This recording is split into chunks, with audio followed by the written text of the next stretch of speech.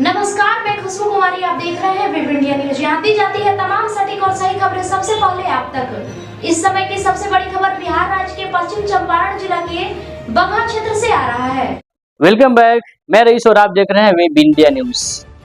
अभी मैं पश्चिमी चंपारण जिला के अंतर्गत पुलिस जिला बगहा में हूँ।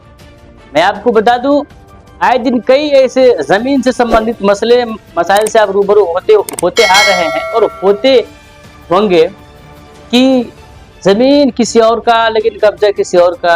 छोटी छोटी कागज के लिए या छोटी छोटी नुक्स को देखकर कई ऐसे जमीन माफिया भी हैं जो जमीन पर अपना दखल कब्जा करने लग रहे हैं। तो कई ऐसे सारे समस्याएं उत्पन्न हो जाती है जिनसे कमजोर या गरीब व्यक्ति बहुत परेशान होते हैं। बिल्कुल ऐसे ही घटना पुलिस जिला बगहा की है और हमारे साथ वो पीड़ित जुड़े हुए हैं। इनसे खास बातचीत करेंगे। अभी हमारे साथ रुपेश कुमार पाठक जी जुड़े हुए हैं। इनका भी एक जमीन का ऐसा मसला है कि जिनको मजबूरन सोशल मीडिया के माध्यम से समाज को, प्रशासन को दिखाने पर मजबूर हो गए। सर स्वागत है आपका न्यूज चैनल में। सर क्या आप अपना मूल्यवान समय दी। सर ये मैं चाहूंगा सर आप पहले अपना एक परिचय दें और जो आपके विपक्षी है उनका परिचय दें। मैं रुपेश कुमार पाठक, पिता श्री श्रीपति नारायण पाठक, हम लोग केदार पाठक जी के वंशज है। और विपक्षी जो है इन लोग का, हम लोग का आपसी बंटवारा बहुत पहले सालों क्या नाम है सर? उनका प्रशांत कुमार पाठक हुआ और मनोज पाठक और प्रमोद पाठक। सर ये आखिर में आपके अनुसार जो जिस जमीन पर अभी विवाद चल रहा है करीब 3 दिन पहले हुआ, इससे पहले कभी विवाद वगैरह नहीं? इसके पहले कोई विवाद नहीं है। ये 1030 और 1031 जो भी जमीन है खेसरा, उस जमाबंदी में 791 जमाबंदी केदारनाथ पाठक मेरे परदादा के नाम से चलती है। आधा जमीन मेरे छोटे बाबा भूपेंद्र पाठक के नाम पर भी उसका बाउंड्री हुआ, उस पर भी पार्टी विवाद कोई खड़ा नहीं किया। मेरा खाली प्लॉट जो NH 728 के किनारे है, कीमती जमीन है, ये दबंगई और पैसे के बल पर और परिवार के कुछ सदस्यों को मेल मिलाप के लेके और मुझे उस जमीन से बेदखल करना चाहते हैं। जो पेपर उन लोगों के पास कोई नहीं, सिर्फ खतियान 1918 का लेकर वो आ रहे हैं और कोई बंटवारा का पेपर, कोई लगान निर्धारण का, कोई रसीद का, डॉक्यूमेंट्स का वो मांग ही नहीं रहा है। और उसी आधार पर जमीन को कब्जा करने के प्रशासन को मेल में लेते हुए उस जमीन पर कब्जा करना। अच्छा सर, यह जमीन थी किनके कब्जे में? हम लोग उसी तरह खाली आधा जमीन मेरे छोटे बाबा भूपेंद्र पाठक जी के कब्जे में है, जो उसका बाउंड्री वाल 2-4 साल पहले हुआ है, और बाकी आधा जमीन खाली प्लॉट था। उसी जमीन के षड्यंत्र के तहत ही कब्जा करना 6 तारीख को रात्रि में उतरना शुरू किए। 7 तारीख को मैं सुबह थाने में आवेदन लेकर गया दोनों पक्ष को। उसके पहले 112 को कॉल किया, 112 आकर काम को रोक दिया गया। थाने पर बुलाहट हुआ। थाने में जब हम लोग गए उसका आवेदन, उसके बाद दोनों पक्ष को बुलाया गया। वहाँ से विपक्षी गण द्वारा कहा गया कि हम लोग के आपसी बंटवारा कोई हुआ ही नहीं है, मौखिक बंटवारा है। उसके बावजूद मेरे प्रशासन को अपना बंटवारा के कागज 1950 में जो लगान रिटर्न दाखिल किया गया उसको दिखाया गया। 1950 में पूरे परिवार के जितने भी फरीकैन है सब किसी का रिटर्न का पेपर दिखाया गया। उस आधार पर जमाबंदी कायम हुआ है 1955-56 में, और अभी तक मेरा जमाबंदी मेरे परदादा के नाम से चल रहा है। उस सारे पेपर दिखाते हुए प्रशासन द्वारा कोई एक्शन नहीं लिया। सर इसका करंट रसीद वगैरह आप कब कटाए? यदि आप जिस बेस पर आप अपना अधिकार दिखाना चाह रहे हैं कि करीब 100 साल हुए ना, 100 साल करीब हुए, 100 साल से लेकर आज तक आप किस बेस पर उस जमीन को आप अपने कब्जे में रखते? ये जमीन मेरा एक लगान रसीद हुआ। इसके बाद से मेरे पारिवारिक बंटवारा 1942 का एक पारिवारिक बंटवारा हुआ। ये अंचल को रिटर्न दाखिल किया गया 1950 में। उसका एक पेपर हुआ जो पूरे परिवार के सदस्य का दस्तखत है। और उसके बाद अंचल द्वारा जो 1955, 56 में 52 में केस नंबर के तहत पटखौली मौजा का हो या देहाती मौजा का, सब पूरे परिवार को लगान निर्धारण करते हुए जमाबंदी बांध दिया गया। उसका पक्की नकल प्रतिलिपि है, उसको भी दिखाते किसी पेपर को वो नहीं मांगा।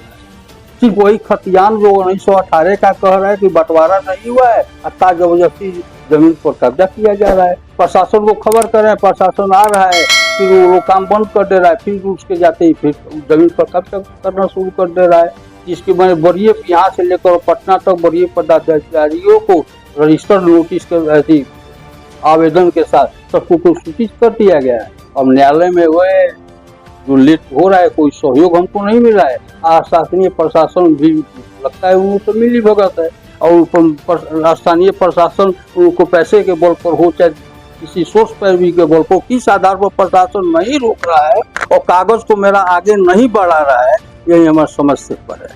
आवेदन सर आप कब दिए? आज 7 तारीख को मैंने थाने पर आवेदन दिया था और 7 तारीख के बाद से हमको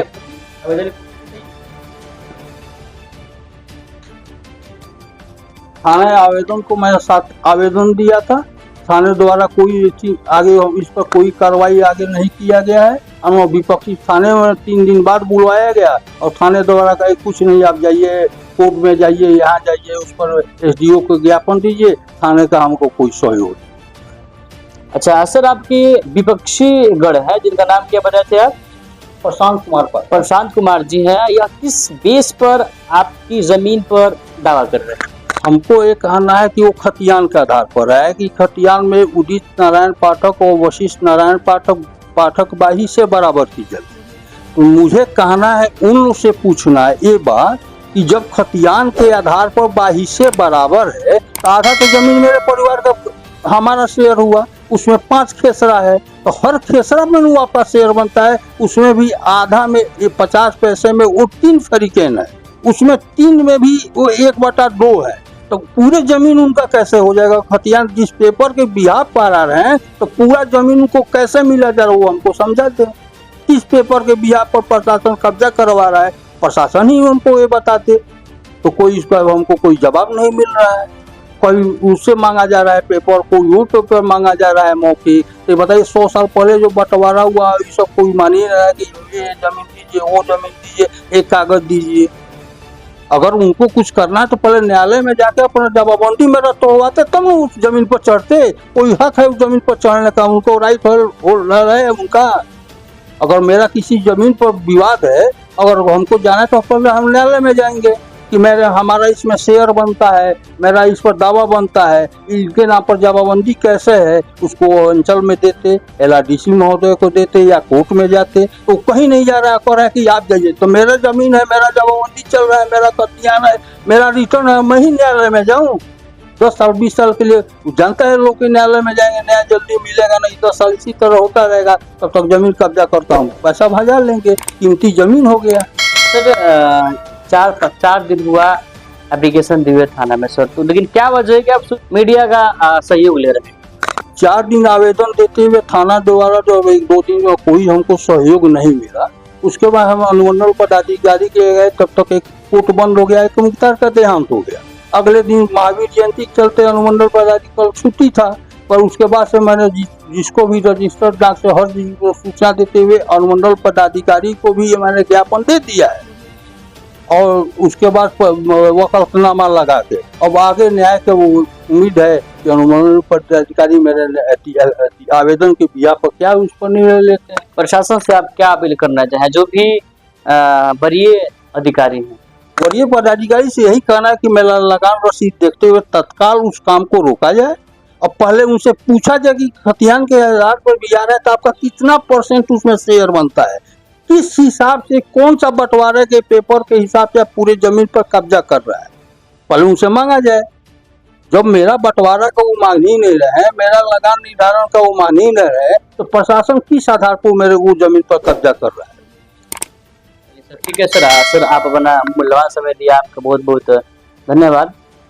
सर बोला जाए। मैं वेब इंडिया न्यूज से रईसुल आजम बात कर रहा हूँ। जी सर बोला जाए। और मेरी बात प्रशांत जी से हो रही है। जी प्रशांत पाठक जी से हो रही है। अच्छा सर, ये जो आपका भूमि विवाद चल रहा है जो उनका रुपेश पाठक जी से है, तो आपका वो नाम लिए हैं जो पटखौली वार्ड नंबर 2 का मंडप के ठीक सामने सड़क का के पूरब साइड में जो NH 727 है जी पास में है, तो उस भूमि विवाद पर आप क्या कहना चाहेंगे, क्या राय आपकी? सर वो हमको पुश्तैनी मतलब हम लोग का जमीन है और सर, ये खतियान मैं के आपका बाइट ले रहा हूँ सर, बाइट ले रहा हूँ, ये न्यूज पर चलेगा। अभी आप हाँ। बात हुई थी वकील साहब से, जी, तो जी, आप जी, उस पर क्या, तो आप उस पर क्या कहना चाहेंगे? तो उस पे शुरू से मेरा राइट है, उस पर मेरा अधिकार है, वो पैतृक संपत्ति मेरा है, खतियान में है, और मेरा ही केवल नहीं, मेरे परिवार के सारे लोगों का है, जितना जितना सबका हिस्सेदारी उस हिसाब से है, ठीक ना। और उन लोगों ने किया ये है का जो परिमार्जन में नंबर आगे पीछे उल्टा सीधा खेसरा करा के और एक नया खेसरा खड़ा करके उस पर दावा कर रहे हैं, ठीक। जी जी। ये मामला आप पे हम आप तो मतलब इसको सॉल्व कर नहीं पाएंगे, तो लोग कोर्ट कचहरी या थाना जहाँ जाएगा तो वहाँ पे वो भी प्रस्तुत कर रहे हैं, हम भी अपना प्रस्तुत कर रहे हैं। जैसे जैसे आगे की बात होगी उस हिसाब से आदमी मतलब थाना का भी सम्मान कर रहा है, कोर्ट कचहरी का भी सम्मान करेगा, उस हिसाब से अपने को प्रस्तुत करेगा। अच्छा, उनका आपसे यह है सवाल कि आप किस बेस पर आप अपना वहाँ पर मालिकाना हक बता रहे हैं? कि उनका कहना ये है कि मेरा उस पर 100 साल से अधिकार है, मेरा वहाँ पर कब्जा वो है। कह रहे हैं मेरा अधिकार ऑलरेडी है, जी जी। जिसका आप मतलब मौके पे जाके आप मतलब ये साक्ष्य भी इकट्ठा कर सकते हैं। कोई अगर 100 लोगों से पूछे उसमें एक लोग भी अगर बोल दे तो उनका अधिकार है, समझे। उनका पूरे बगहा में हिट लिस्टर है, लोगों को डिस्टर्ब करना, उल्टा सीधा कागज करना, उन पे कई सारा विवाद का मैटर है थाने या पुलिस में या कोर्ट कचहरी में मैटर पेंडिंग है, दूसरे की जमीन लिखना, ये करना। मेरे नाम पे, प्रशांत पाठक के नाम पे कोई एक मैटर भी दिखाइए तो ये होगा कि चलिए भाई गलत है, ठीक ना। सर आप प्रशासन से क्या अपील करना चाहेंगे?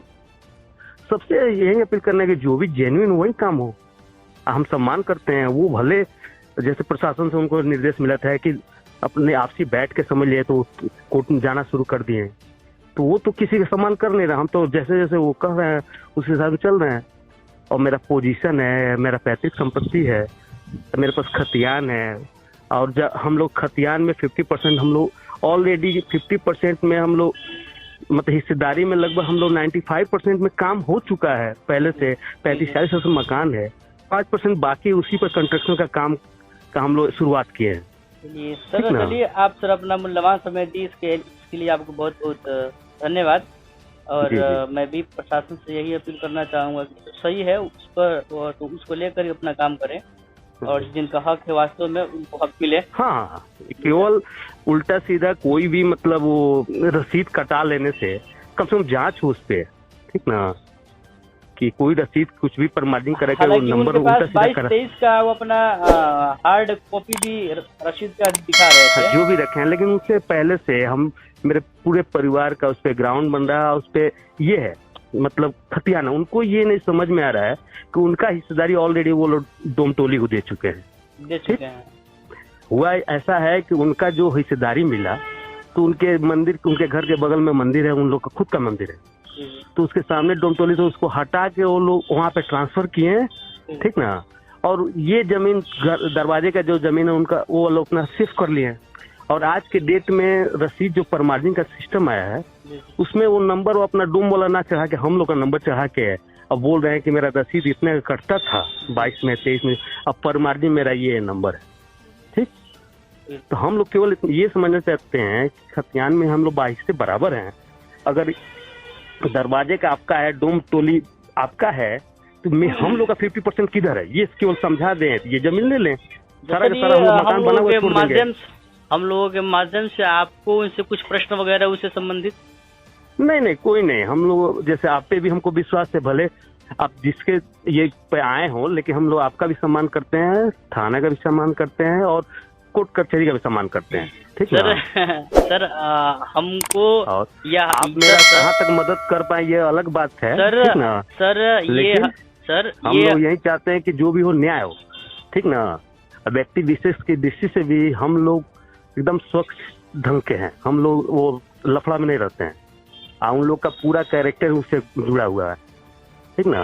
अच्छा सर, ये हालांकि मैं आपको बता दूं कि हम लोग को किसने बुलाया है, या मतलब हम चूंकि हमारी पहचान इससे नहीं होती, बट हम लोग क्या दिखाते हैं, हमारी पहचान इससे ही की हुई है। और हम लोग जस्ट आपके दुकान पर हैं और आपको अपनी दुकान पर उपस्थित न होने की वजह से आपको हम लोगों ने कॉल कर लिया है। जी। आप अपना मूल्यवान समय दिए और सबसे बड़ी बात है कि आप बहुत अच्छा से बात की है।